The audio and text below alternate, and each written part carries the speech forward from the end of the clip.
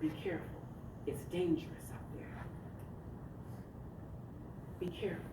It can be dangerous out there. Be careful. It can be dangerous out there. But we move forward with knowledge of the past. So we can't let people tell us that we're not human. That's unacceptable. We can't have that. Separate churches, water fountains, separate bathrooms, separate cemeteries, separate schools. You're telling me, what are you telling me when you do that? You're telling me that you're less than. You're not as good as. So in my mind, I'm just as human as you.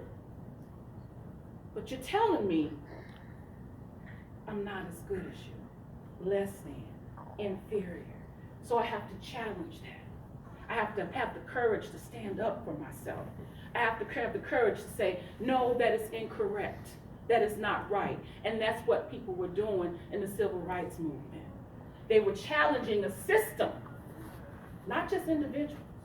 We had to challenge a system that said we were inferior, we were less than, and demonstrated we were inferior and less than by saying you have to be separate from this person, separate from that, separate from that. So when we talk about the civil rights movement, and I think about 1937 and when my daddy was born, and 1870 when his father was born, I think about 1940 when my mama was born, 1 year before World War I started. I'm sorry, World War II started. There was something else going on. You got to think about this, right? Mama was born in 1940 in rural Louisiana. She moved to 3rd Street, which is now Ledbetter Street, in 1949 after their house burned down out there in the country and they had to move to the city. My grandmother and my step-grandfather bought a lot. It was just a dirt lot.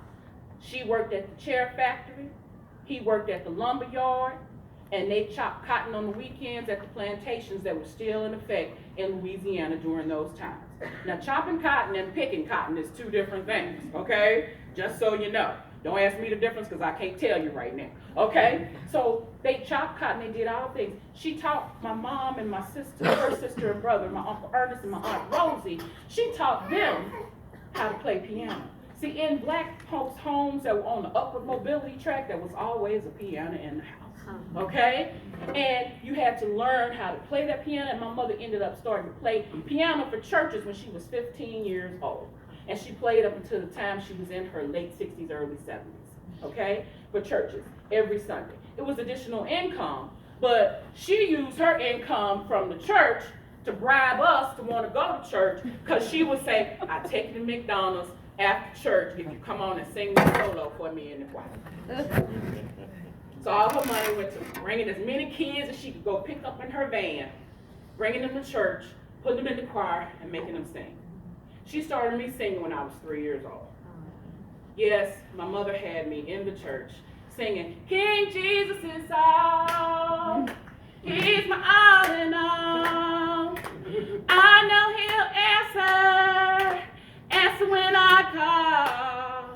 Walking by my side, I'm satisfied. Yes, King Jesus is my all in all. Y'all could have helped me sing that song. Really now, I'm just all alone up here. Okay, all right, so that was my 3-year-old.